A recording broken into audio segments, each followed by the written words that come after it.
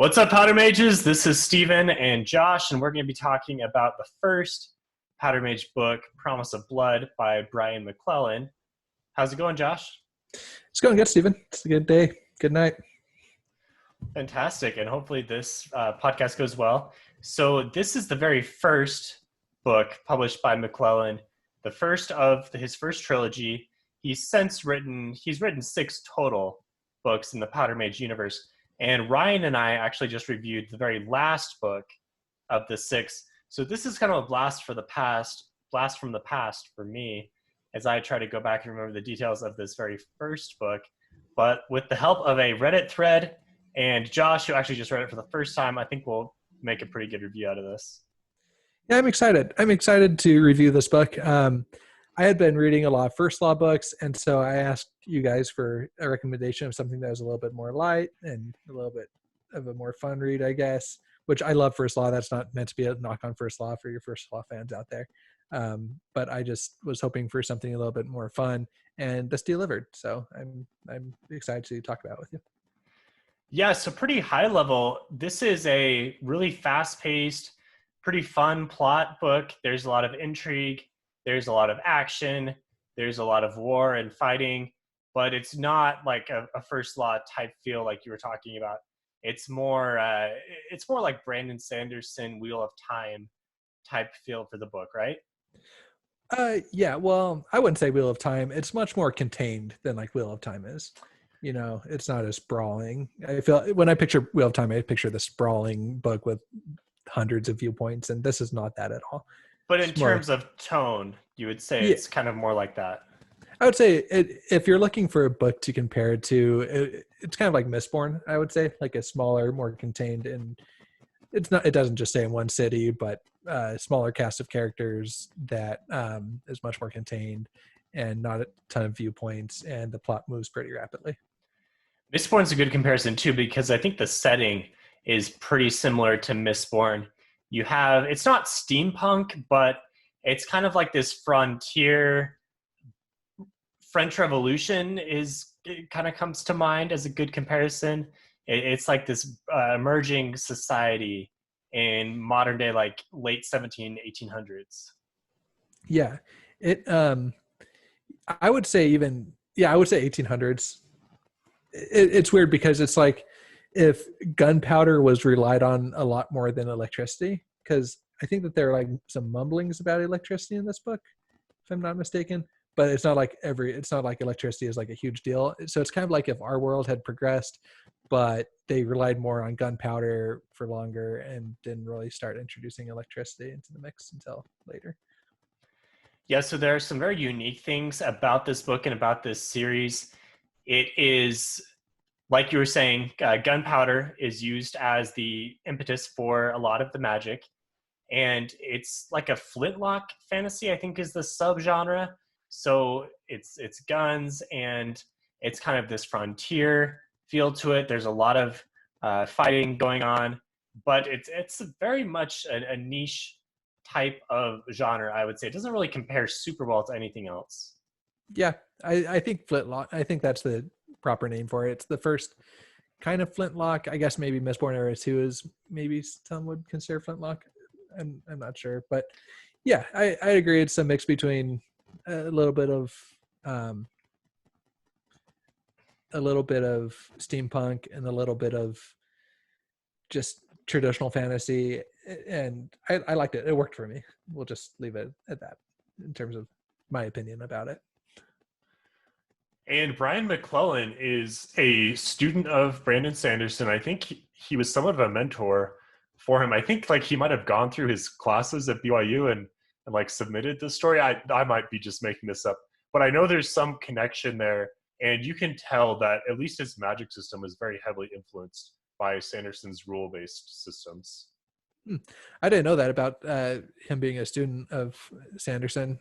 It shows, I think, especially in and we'll get into this a little bit more, but there's different types of magic that are used in the book. One being the gunpowder. You ingest the gunpowder, and that's what is the impetus for one type of the magic systems in this book.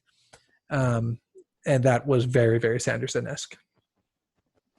Yeah, I think I am correct in saying that, but I'll probably go back and review that. And if I'm wrong, I'll put that up on Patreon as part of our correction videos.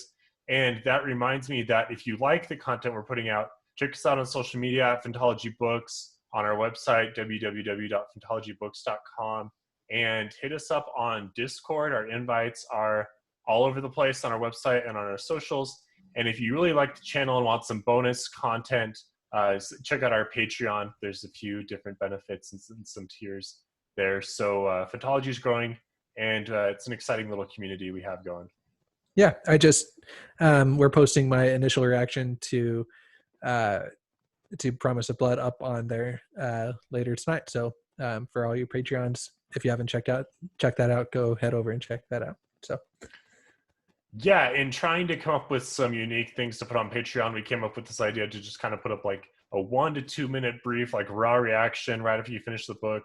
What were your thoughts? We probably censor things a little bit in these videos to try to not have too hot of takes and offend anyone, but the raw reactions are guaranteed to be our real unabridged thoughts, right? Well, yeah, for sure, unabridged, just right out there in the open.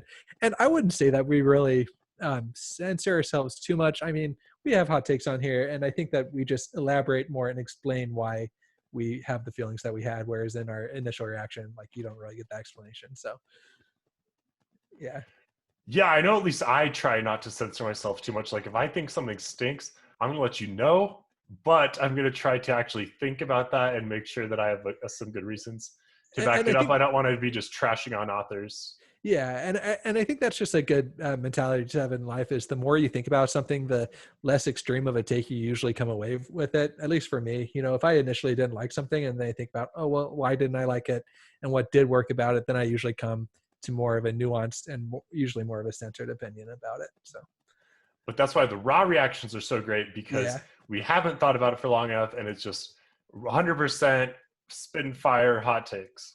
Exactly. All right. So let's jump into some spoilers for book 1 of the powdermage trilogy. But before we do that, let's do our let's do our content warning that we typically try to do for books. So what would you give this one, Josh? It's been a little bit since I read the first trilogy. I would say this is like a TV-14 type rating. Yeah, I'd say TV-14. There's nothing super explicit when it comes to sex. I think that there's a little bit of language, but not a ton. They have some in-world swears. And the most explicit part of the book is violence. There are like hands being chopped off, people being shot, people bleeding out. A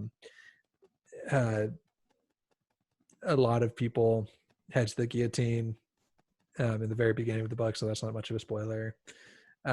So I'd say, like a lot of fantasy books, the most explicit part about it is the violence, and there's a lot of violence on screen.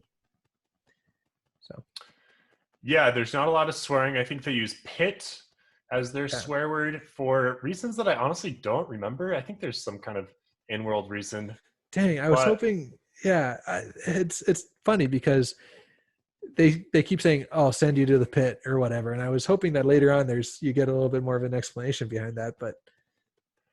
Yeah, I'm gonna have to dive into this one a little bit more, because I remember having the same concerns or questions about why they were using pit, because in a lot of books that use in-world swears, there's a reason for it, right?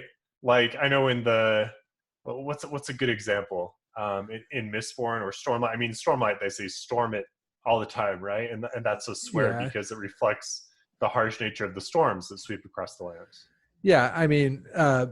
Blood and Bloody Ashes from Wheel of Time. I mean, there's reasons for that. I'm blanking on. Wait, I'm blanking on. I think that's just kind of a generic swear as well. Yeah. Dang. Wheel of Time has some weird in-world swears, man. We don't need to get too into those. Okay. Sorry about that.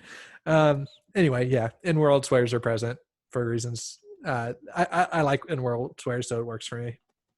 Maybe because I don't love swearing in general, but. Yeah, I think it's a good little trick that Robert Jordan really popularized. So yeah, and then you said there's quite a bit of violence, and I think any reader of fantasy especially someone that's going into a book with a man on the cover holding a gun on a throne. The book's called Promise of Blood. I don't think it's too much of a surprise to think that Yeah, people are going to be killed here.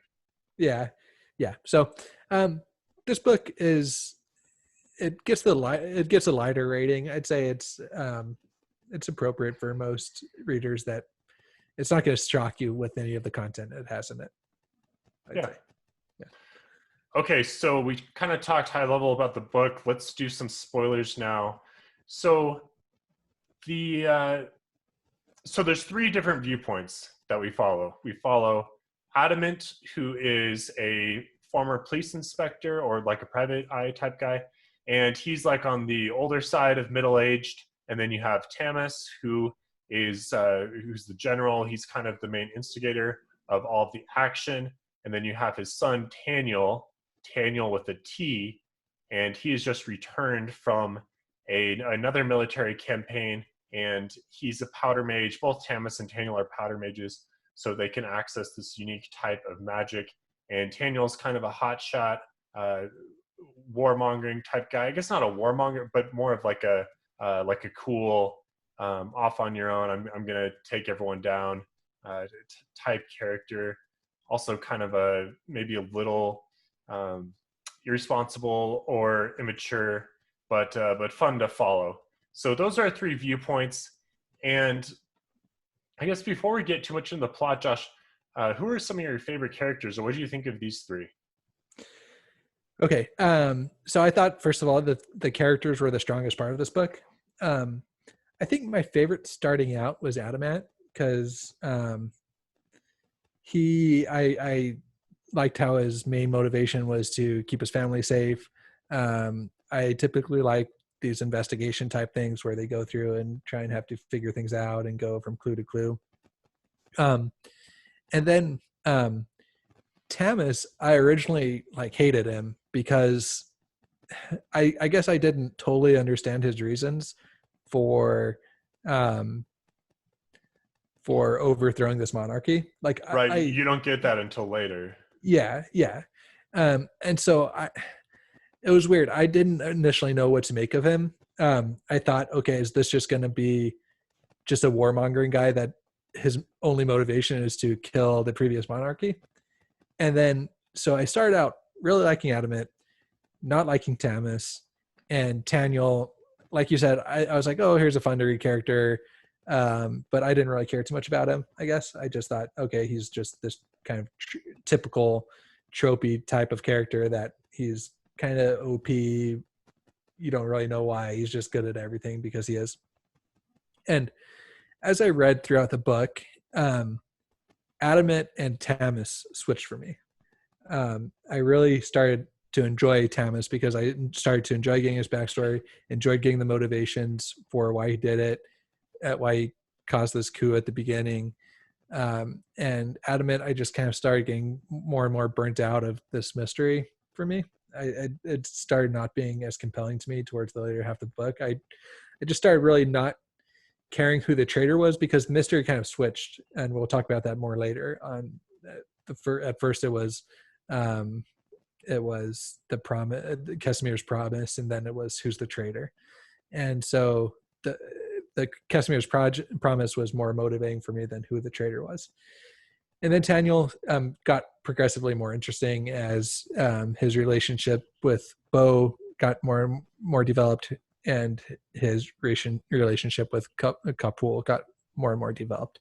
So there's my word vomit on the three main viewpoint characters and how my preferences for the character viewpoints changed a lot throughout the book. Nice. Okay, there's a lot to unpack there. I think maybe as we just go through the plot, we'll come back to some of these points that you brought up.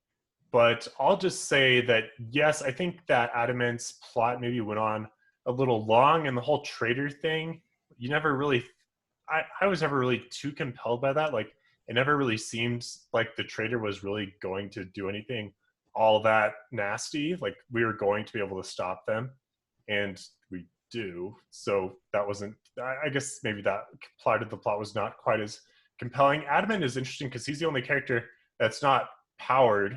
right? Other than Nyla, but he's definitely the main unpowered character. And when everyone else can do magic stuff and cool stuff, it's maybe a little hard to stick with him. Yeah, maybe, but I typically like following more of the boots on the ground type guy that um, that is watching everything going around him. And so I think it was just more, it got a little bit boring for me. The plot stopped being super compelling later on. I think is the main thing, not really his lack of power.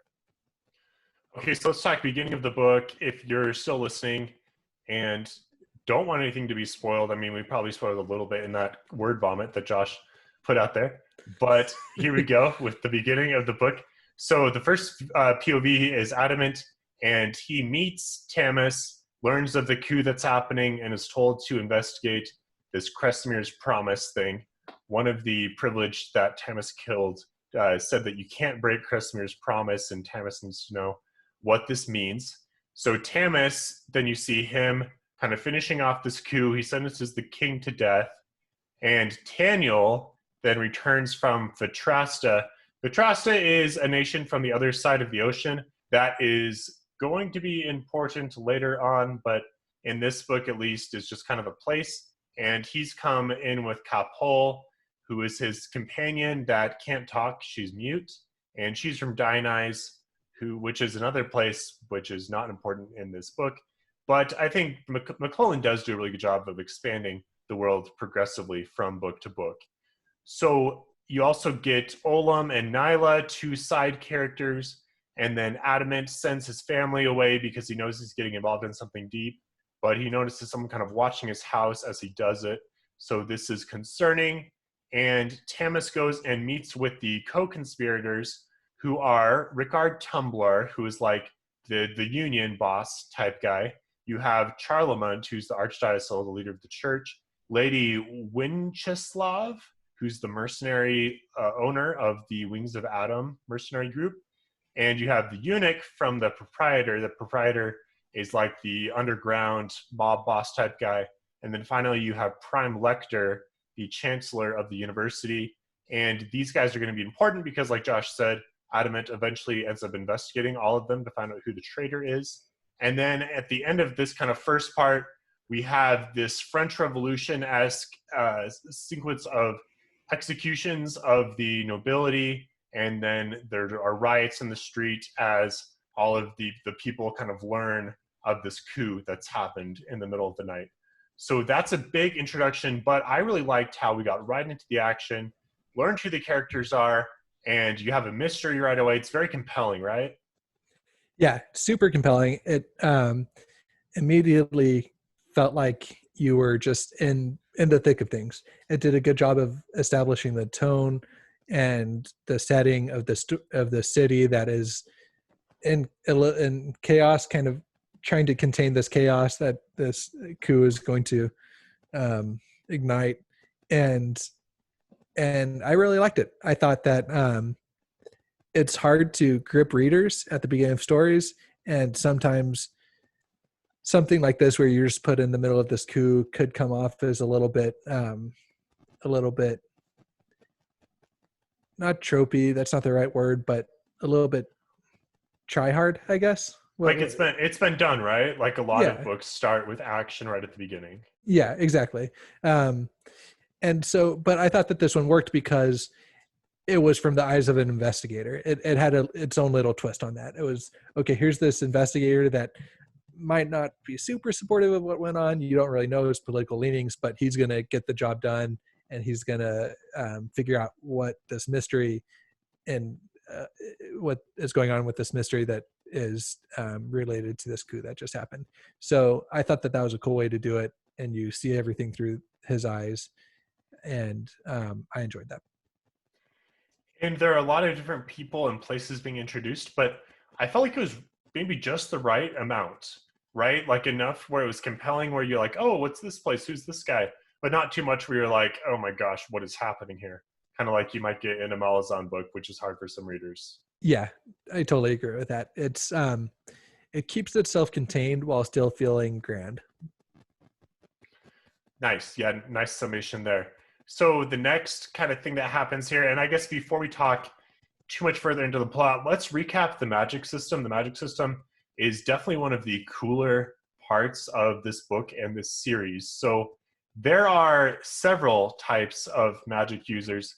The main ones in this book are your powder mages, your privileged, and you have knacked, which are kind of they don't really use magic as much as they just kind of have like one specific I think talent. the Nectar, yeah, I think that's a really cool. I really like the Knack. I think that's a cool idea for this book. That this book kind of introduced. The knacked are kind of like the Mistborns. Well, not the Mistborn, but The Mistings. the people in Mistborn, the Mistings, that can only use one of the metals, but sometimes it's not all that useful.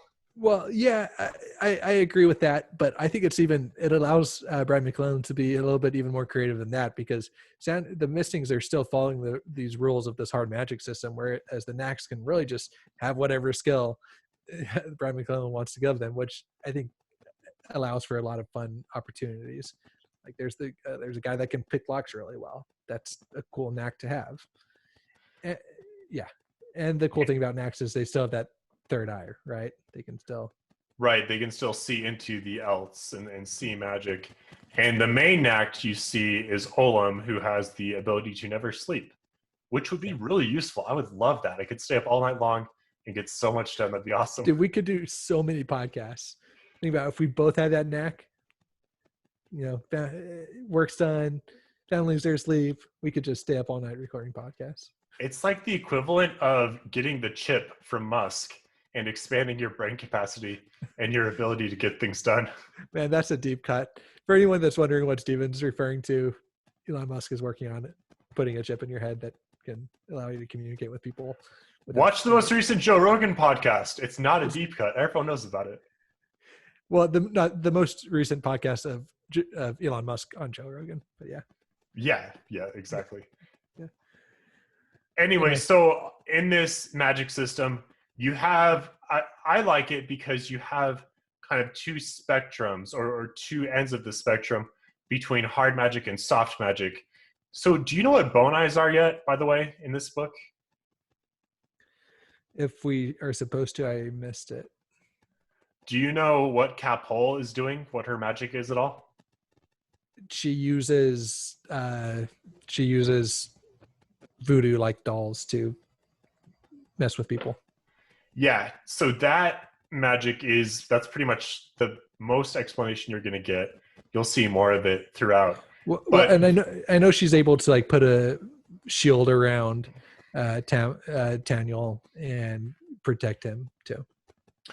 Right, so that kind of magic, as well as the privileged magic, is not ever super explicitly described. Like the privileged can access the else and use elements to do magic, but it's not nearly as hard as the powder mage magic, where they have, they ingest the powder, that's like their mana, and then they can use that to explode powder kegs, and Daniel can use it to deflect bullets in midair, and that's why he's called Daniel Two-Shot, because he once took out two different privileged at the same time by curving his bullets. So the magic is really cool, and there's a lot of variability to it that Brian McClellan puts into his books really well and really expands what he can do. Yeah, and I really like that combination of hard and soft magic. It's something that like Wheel of Time does well with having weaving be a little bit harder magic and then the World of Dreams being a little softer magic. I think that that Brian McClellan does a really good job of combining a hard and soft magic system in these books. The only thing I'd say is that it seems like the privileged should just be able to destroy like powder mages. Like the amount of damage they're able to do, they like take down like whole city blocks by like waving, doing a little thing with their hands. But they're just glass cannons, right? They can be easily taken down by a bullet. Yeah, and that's they don't know who a powder mage is. So any dude with a gun and powder powers can take him down. That's true, and it does do a good job of showing. Like you think, well, like if you were to think about Harry Potter, like you could just go walk up to Harry and like shoot him with a bullet, or like Voldemort and shoot him with a bullet. Like you have that whole typical fantasy cliche. And so this does do a good job of showing we have these super powerful, privileged, but they are still vulnerable to bullets. And especially, apparently, Daniel is like shooting people from like miles away with the little musket. So, yeah, Daniel has probably never missed a shot in his life. yeah. So anyway, I thought that was a cool interaction between those two magic systems, and Brian McClellan did a good job of mixing them together in this book. For sure, I think besides the characters, that was one of the best parts of the book for me. And I guess the other thing about powder mages is once they ingest powder, they go into this powder trance and they get super powerful. So not only can they shoot well, they can also run around and inflict a lot of damage with swords and whatnot. And it also acts as kind of a drug for them. Daniel is as addicted or at least dependent on the gunpowder throughout the book. And so that's also a pretty compelling part of the magic. Right, yeah. This dude is pretty much in a powder trance forever. Yeah. So the plot continues as Adamant starts to look for clues on this promise of Krestomir's. But he goes to the university and the books are all blacked out, and obviously someone has been here already. Daniel discovers the army coming in. These are like the last of the loyalist people that are not happy about the coup happening. And he meets up with Julian, who is another privilege that's, I guess, going to help them. And Tamis then gets into a standoff with the loyalists that are coming in. Adamant hires a boxer named Sue Smith to help him be like his enforcement as he goes forth in his investigation. A good move on his part. Yeah. We meet Mihaly, who is this crazy chef guy. I think he's my favorite. The best part of the book. Character. The best part of the book, yeah. Forget what it's about characters and magic. Mihaly's the best part of the book. Yeah, he's awesome. He adds a lot of humor to the story that honestly I was missing in the Gods of Blood and Powder trilogy. That was one of my complaints. If you listen to that podcast that I did with Ryan, I didn't think there was enough humor, but there is. Now that I think about this book and this trilogy, there is a lot of humor. So I don't know why he went away from that, because Mihaly is awesome. Dang. Yeah, he's awesome. And Daniel, I think, is pretty funny too sometimes. But yeah, that's what I enjoyed that about this book, this lighter atmosphere despite all this craziness going on. So that's disappointing to hear you say that. Yeah, I'm honestly kind of confused. Maybe Brian McClellan can come on the podcast sometime and explain what he was thinking there. Yeah, but I mean, since 2013, there has been an uptick in like the whole wanting to be grimdark. So maybe he was trying to lean into that a little bit more. I don't know. His second series is not grimdark. It's not quite as fast paced.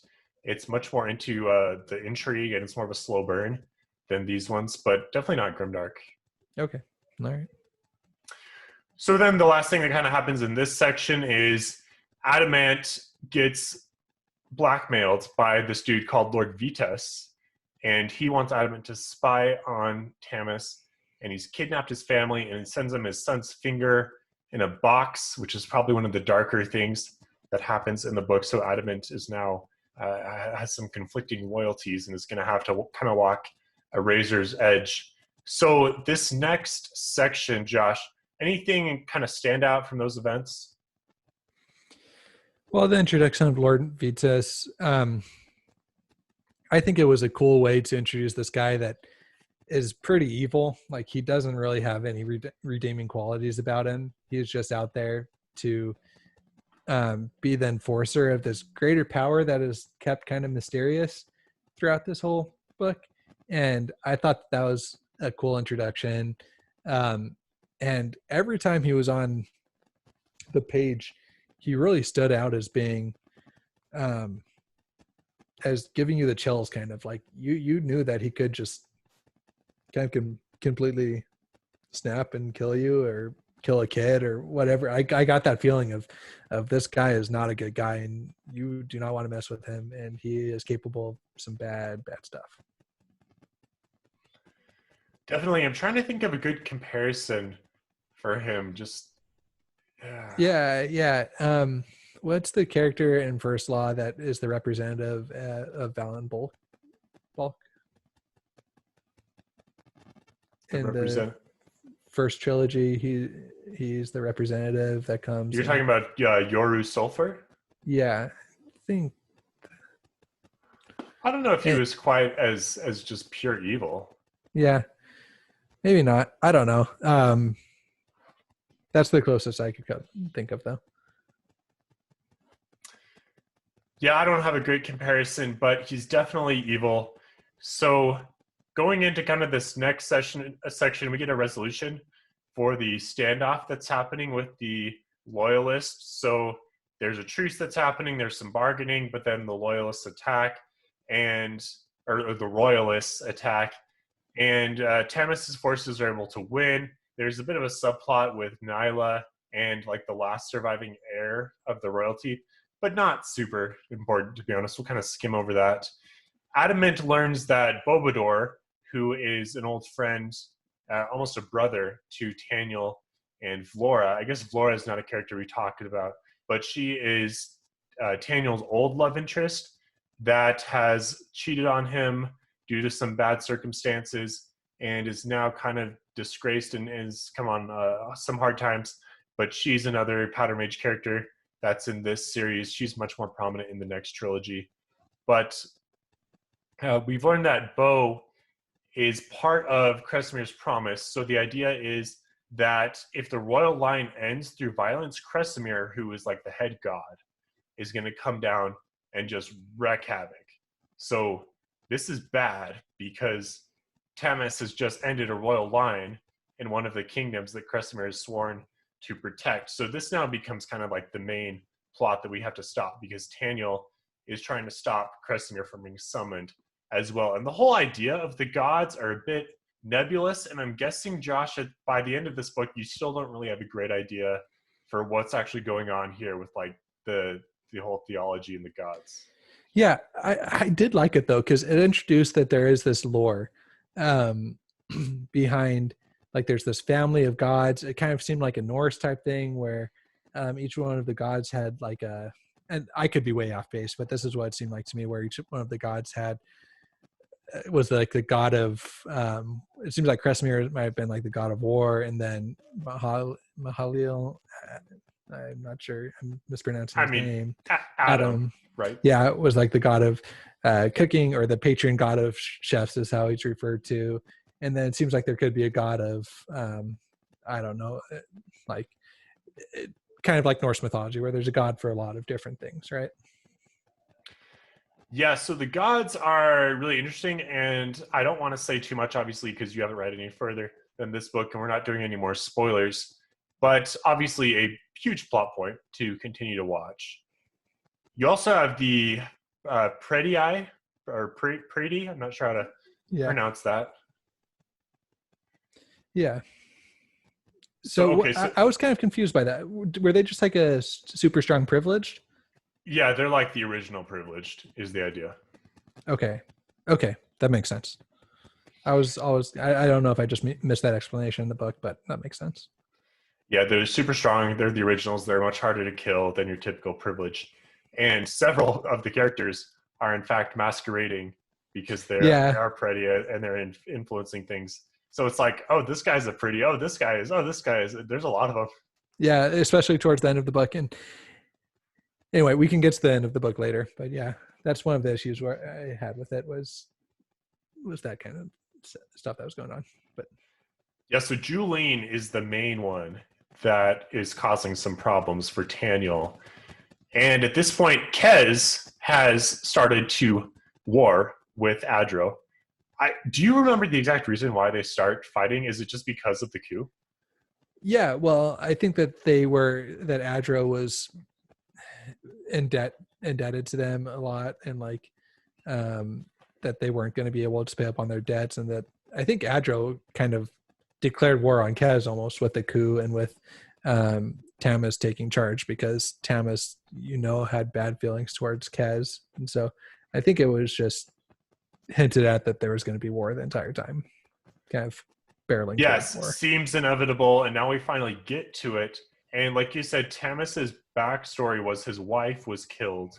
Taniel's mother was killed by the Kez, And I'm not sure if it actually gives you the whole story in this book, so I don't want to spoil too much, but that is the backdrop for the conflict with Kez and the reason why Tamis hates them so much. Understandable. And like you said, probably some of the reason why you softened on your original dislike of Tamis. Yeah.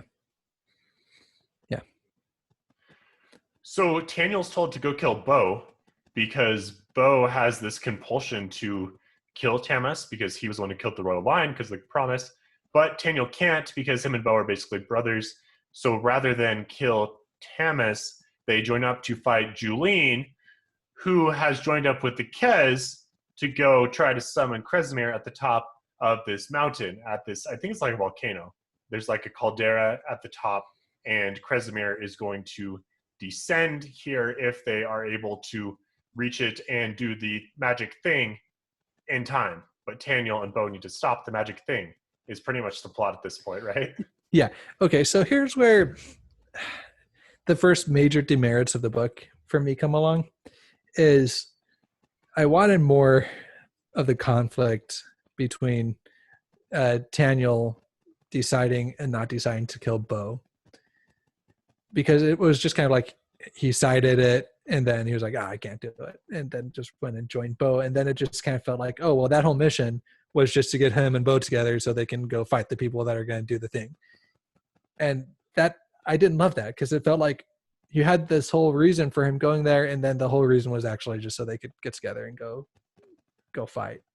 So you think the whole Kresimir's promise thing was just a huge red herring plot device? Well, not even the Kresimir's promise, because I do like the fact that there's this god that would take revenge on anybody that destroyed the royal line. I think that's cool.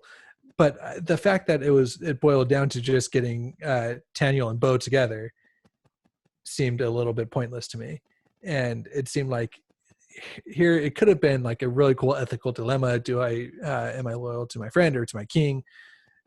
Am I, and so it dealt with that a little bit, but it really just threw it all away and said, no, we're just going to go and hang out and do cool things together.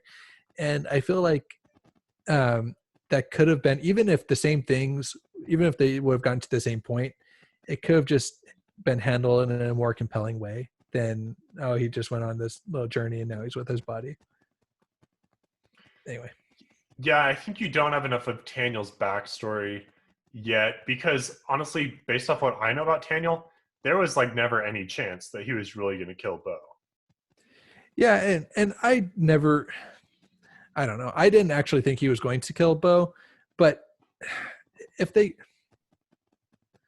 I don't know. If it could have been like Bo could have said, like, prevented, I don't know. I don't know how it could have been done. I'm not the author. It's not my job to come up with these things, but I think that it could have been done a better way where his little being sent off by his dad to kill his best friend wasn't just an excuse for him and his best friend to meet up. That's how I feel about it. Yeah, I think maybe the plot moves a little too fast. Sometimes it's incredibly fast moving, and sometimes it just doesn't have enough space to explain itself. Yeah, it just felt like, oh, we need this piece to go here. Okay, go there for this reason. That doesn't really matter. But I think as the series goes on, you do get more backstory. You get the characters fleshed out a bit more. So some of these decisions do make sense. But yeah, like you say, maybe it's not always explained enough to your liking. Yeah. It feels like a piece being moved rather than a puzzle being fit together. Fair enough. So the war with Kez has begun. There's a lot of fighting with Taniel, who's kind of leading this repulsion of the Kez who are trying to fight their way to the top of the mountain. At the same time, Tamis is tricked and captured during a hunt that's happening. He's captured by Nixlos, I think is how you say his name. It's like the head privileged for the Kez, and these guys have a pretty bad history because Nixlos was involved in killing Tamis's wife. And Tamis has a gold star placed in his leg, which cures him of his powdermage abilities, but really means he can't use his powers. That's kind of a joke, like, oh, you're cured, you're not a powder mage anymore, because privileged obviously hate powder mages. So Tamis is in bad shape. Taniel's in kind of bad shape. as he fights off the Kez, and Adamant is in bad shape as he tries to investigate and find out who this traitor is that is leaking information about Tamis, and he's got Lord Vetus kind of bearing down on his family. So all of our heroes, our point of view characters, have some rough times here in the middle of the book. Yeah. Okay. So I think my favorite scene in the entire book was the conversation between Tamis and say his name. I'm forgetting, blanking out his name. Nixlos. Yeah. Yeah. I really liked when Tamis was like, "Well, did you enjoy it?" And he's like, "No." He's like, "No." But like that, do you remember that conversation? You probably don't because it's been so long. I don't. But he basically gets him to admit that he kind of enjoyed killing his wife and destroying his life. And he started out, Nixlos started out as being, he just wanted to think of himself as an aloof person that was just doing his job. But then Tamis really breaks him down and is like, "No, you're human. You're enjoying doing this to me because you hate me. This is giving you joy."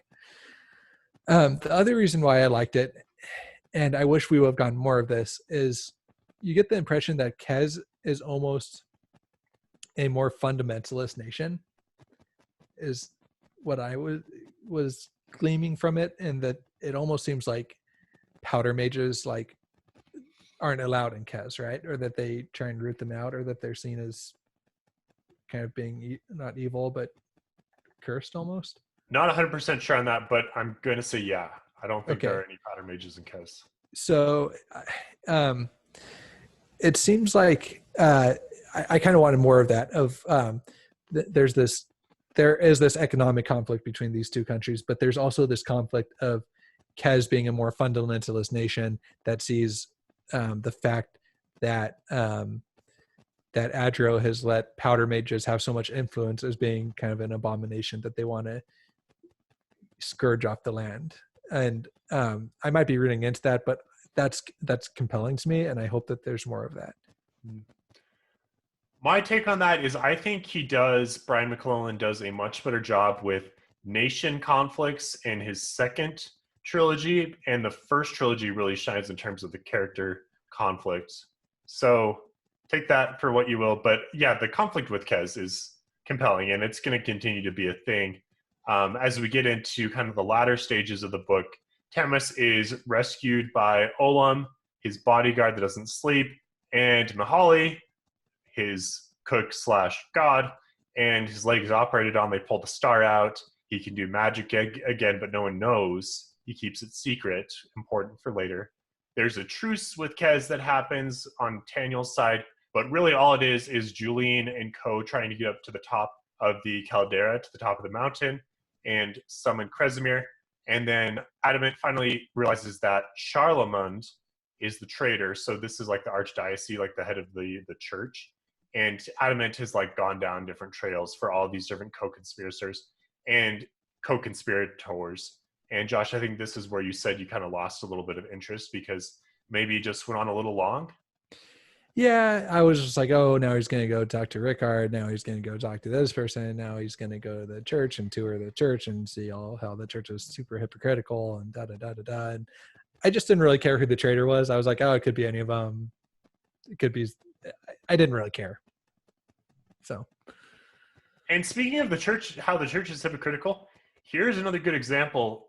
In the most recent episode that Josh and I did, we covered His Dark Materials. And I talked about how churches being hypocritical and evil is a theme in other fantasy books. Here's another great example. So critics of His Dark Materials, don't at me, but I think that fantasy churches being evil is not unique to His Dark Materials, even though there are some other issues because it's a YA book. But yeah, we don't need to go into that. Yeah, and we talked about this on Discord, how we were talking about it on Discord, how even though like Brandon Sanderson is religious, he doesn't make his religious characters be straw men, where or his anti-religious characters or his agnostic characters be straw men, where the religious characters just kind of come in and easily defeat their points. Like they're well thought out characters. And I think that this book does a good job of having the religion or I don't even know if it's the religion, but the church, this religious influence be hypocritical in this kind of cesspool of of debauchery.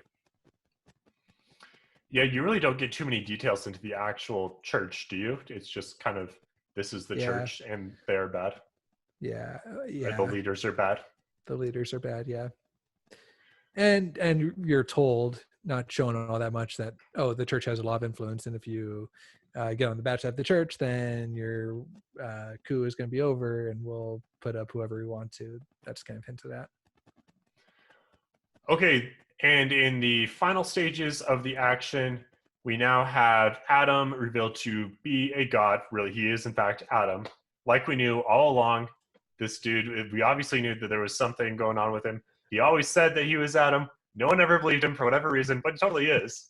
Wait, real fast. My favorite scene with Adam was when there's some emissary from the church that came in to arrest him, and he like draws his sword, and he takes out a ladle from the soup and like parries the sword thrust and knocks him over the chair or something and takes him out. I love that scene. Might be another one of my favorite scenes in the book. Yeah, he's awesome. I mean, I really wish that there's a little more of this in the second trilogy, kind of like I said. But we also realize that Prime Lecter, who is the Chancellor, is another Predi. And now Taniel is racing to the top of the mountain to stop the summoning of Kresimir. Meanwhile, Tamis, and this is kind of like a bit of an avalanche of conclusion that's happening all at the same time with 5 different characters. And kind of a literal avalanche, but yeah, that's going to happen at the very end. But Tamis goes to see Charlemont. That goes poorly because Nixlos and the Kez arrive in time, but they don't realize that Tamis can actually powder mage because they don't realize that he took the medal or the golden star out of his leg. So that he turns the tables there. Adamant arrives just in time. They get Charlemont, but Nixlos escapes, even though both of his hands have been shot up. So he's not going to be able to do magic any longer. And Vitas has also escaped, and we've learned that he now has another master, maybe even more sinister. So that's going to happen in the next books.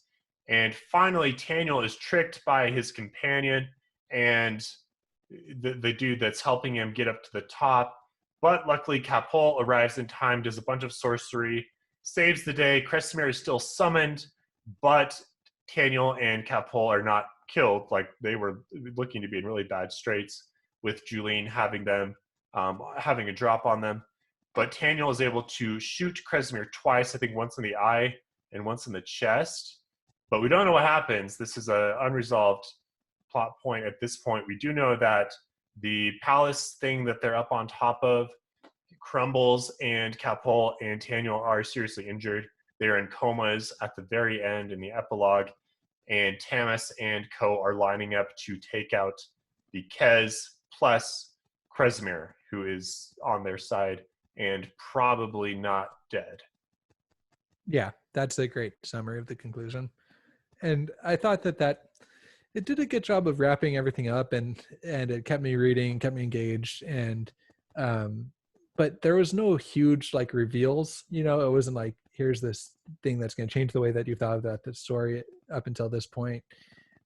So it wasn't. That's how I typically like my endings of books to go, and there wasn't any of that, but it was exciting. It was satisfying, and it was, I would say, like a 6.5 out of 10 ending for me in general. The ending or the entire book? The ending, maybe 6.5 or 7 out of 10. Okay, I mean, I thought the ending was pretty good from what I remember. All of the characters have some nice arcs. There are some nice misdirections. Like Capol comes in to save the day. Tamas has done some smart stuff and not told anyone that he's actually healed. So I thought there was some good misdirection. Yeah, but the Capol stuff was really good. I thought that the Tamas stuff was, it resolved an issue that had only been an issue for like 50 pages or whatever. Like, it wasn't. If that had happened in the middle of the book, it wouldn't have been crazy. It would have just been like, oh, that happened. You know what I mean? So I think overall, I would say this book did a really good job of introducing a brand new world, starting things off with a bang, and putting the pieces on the board for the remainder of the series, because now we have the battle lines drawn. We kind of know what the stakes are. We know what each side can do. And it's pretty, I mean, you're looking forward to the next books, right? Because you're promised a lot more action and resolution to some of these larger conflicts. Yeah. So despite the ending being a 6.5 out of 10, I guess, I'll stick with, I thought that the entire book was probably like a 7.5 out of 10. I really like the book. I like the characters a ton. And I think that the ending of the book was lower just because I think my main issue was a lack of a super, super amazing plot. It was more just people moving from places to places. And so when you get that, you're typically going to not be able to put in as an impactful of an end. But the character arcs were really good. I'm excited to read the next books. And and the other thing is, this is his debut book, right? Brian McClellan's debut book. Yeah. So for a debut book, I mean, knocked it out of the park. Like, great. I can't say enough good things about a debut book like this. Yeah, and I would say his writing continues to get better. I thought the second trilogy was better than the first. I liked the first trilogy quite a bit. And he said he's done with powdermage books after 6 and a bunch of short stories, and he's writing another series that I don't know anything about really, but that's supposed to come out, I think, in 2022. So I'm guessing he's doing a lot of writing right now. Cool. So I have a worst of the best, and it might have been too long for you, but my worst of the best was this battle between Taniel and the Kez summoning Krasmir. It was cool. Like, you have these people, this kind of like little band of people that are taking on this bigger force, and they're kind of up on this hill. I got this image of they're up on this hill, like shooting down at them. And I like the setting and everything a lot, but I think that Taniel just got too lucky sometimes. Like, he took out one of their high privileges or something with just like a lucky shot, like didn't even know who he was shooting at. And it was like the leader of their force, and it pretty much like caused them to be disbanded almost. And so I think that was the worst of the best for me. Was it's this huge thing that's been being built towards, and then Taniel just kind of gets lucky throughout it. Taniel 2-shot, right? He never misses a shot, I'm telling you. Yeah. Okay. So maybe that's the thing. And then also with how he shoots Kresimir, I thought that was just awesome. Like, he's like, I think it said like 6 miles away or something, and he just like keeps pushing the bullet and like uses his entire reserve to like push these 2 bullets into Kresimir. That was cool. And it's a good setup because he's been shot, but Bo says, hey, gods can't die. So what's going to happen? Like, what's the resolution between these 2 things? Right. Anyway. So my worst of the best is the Kez Special Force guys called Wardens, right? You're familiar with these guys? Yes. Yeah. So I thought there was a lot of room for the Kez to have something cool on their side, something cool and unique. And I thought the Wardens were just too bizarre. Like, what are these guys? If you do learn a little bit more about them in future books, but they just look, I envisioned such a weird combination, like such a weird creature. Like, they wear bowler hats. They're all like bulked up. They're kind of like intelligent Colossus almost is what I'm picturing from Mistborn. I didn't really like it. I thought they were too weird. So just to give you an idea, and I think this kind of backs up your point, is I'm on the fandom page for Promise of Blood, and so I went to click on the Warden article, and the article doesn't exist. It's like a hyperlink to a page that doesn't exist. So the fandom's not great.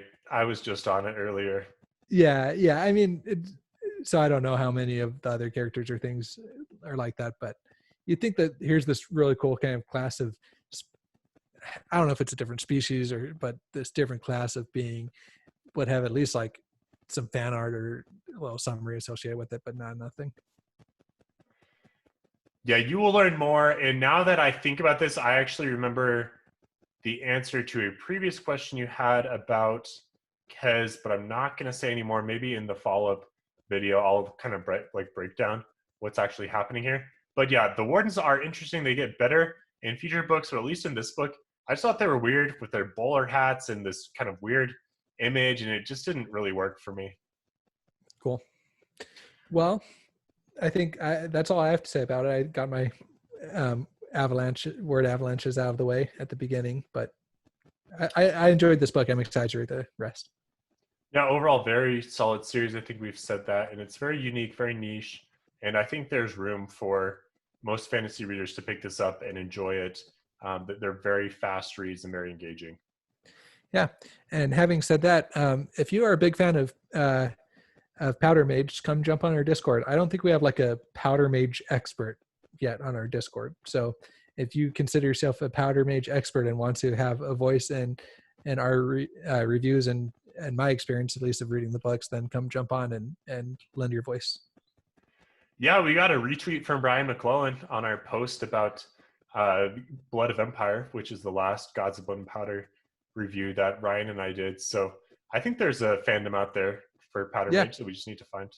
Yeah, so come hop on our Discord. Links are on our socials, Phantology, and come look us up.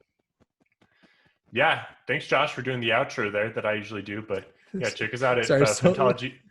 No, I love that. But check us out at phantologybooks.com. And we have a lot of stuff on our socials at Phantology Books. And we'd love to chat with you on Discord. So until next time, see you later, Josh. See you, Steven.